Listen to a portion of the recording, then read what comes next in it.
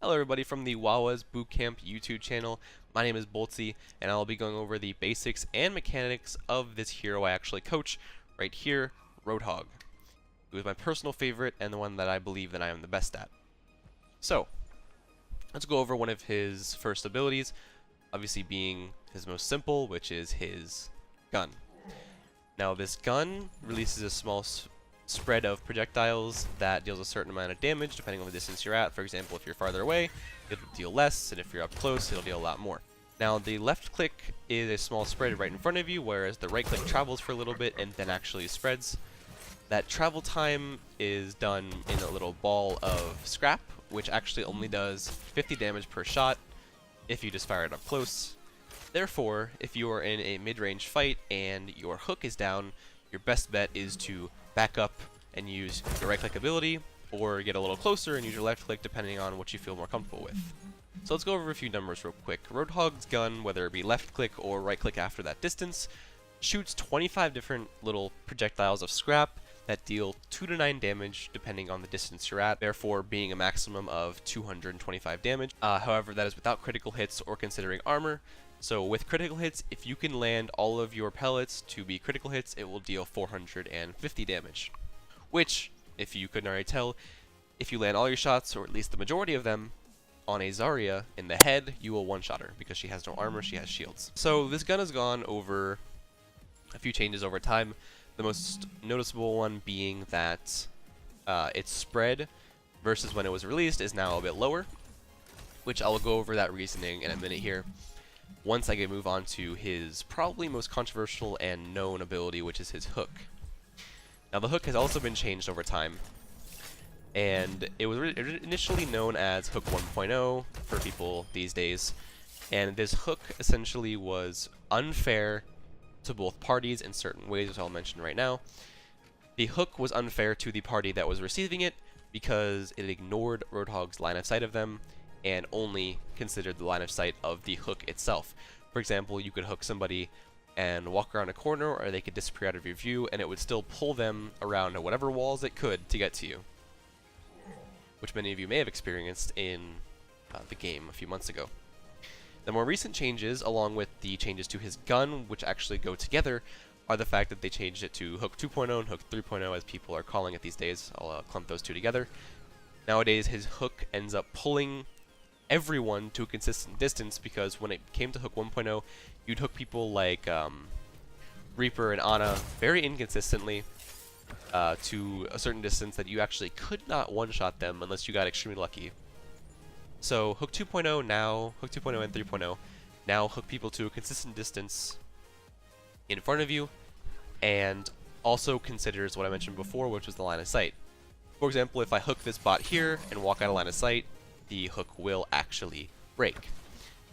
So that actually made it more consistent, and more consistent when it came to one-shotting heroes, and made it more fair for the people being hooked and actually Roadhog himself, because it takes more skill to hook now.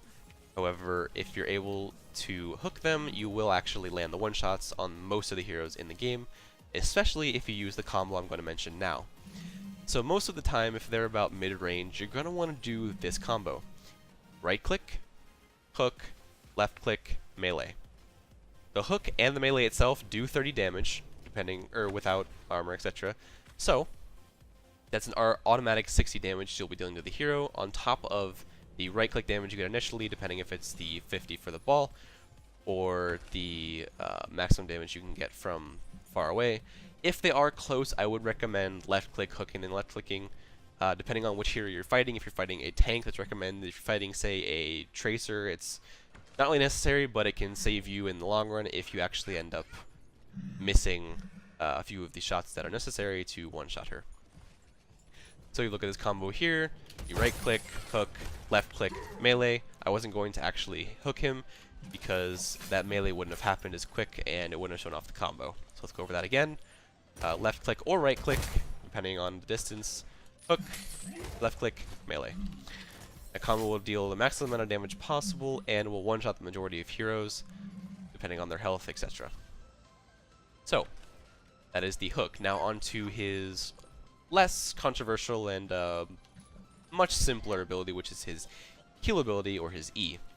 Now this ability will heal Roadhog up to a maximum of 300 health, and is extremely useful in certain situations to either charge your ult, save yourself, or just generally get out of a fight and have your healers not worry about you. When you're playing Roadhog, you actually should be using cover, so the majority of the time while using cover, you should be able to get behind that cover and use your heal.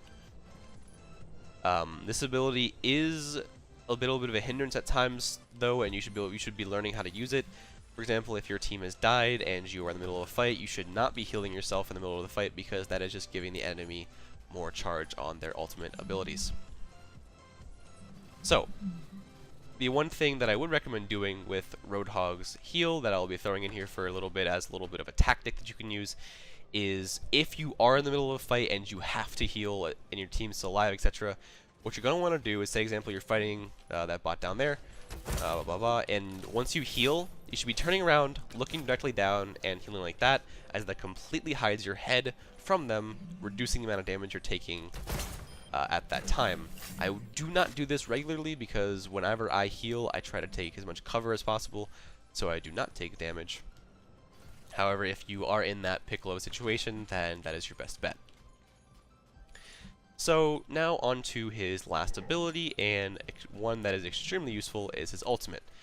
The ultimate deals a lot of knockback damage depending on the distance you are from them, and also deals damage depending on the distance you are from them.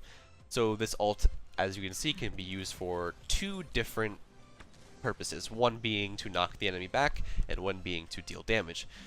The majority of the time that I actually use his ability is to knock enemies back.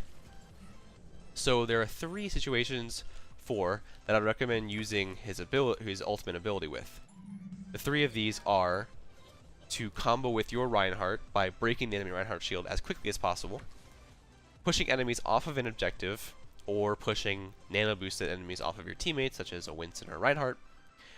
And the third is to, if you can end up ulting people into the corner of a room, you will deal the maximum damage. If you are out in the open, using your ultimate isn't very useful unless they are low, because the damage just isn't enough depending on how far they get knocked back, because they do get knocked back very quickly. As you can see, even from this distance, the knockback is very much noticeable. You can knock people off the edge. The up close damage deals a lot. This ult lasts for, I believe, 6 seconds, and is extremely useful for your team to use, and you can get it very quickly if you utilize your heal ability and deal as much damage as possible by throwing out right clicks as much as you can.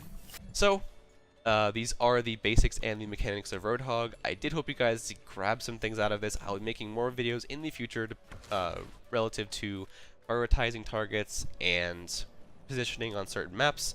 If you guys have any questions, feel free to ask them in the comments, or join our Discord that I mentioned in the beginning, which should be in the description. We have free coaching sessions for any hero at any time. You just have to schedule it with the certain coaches that we have. We are growing very quickly, and if you do not know about it already, I would suggest subscribing to this channel, joining that Discord, and learning some things about your favorite heroes. This is Boltzy, and I'm signing off. I'll see you guys next time.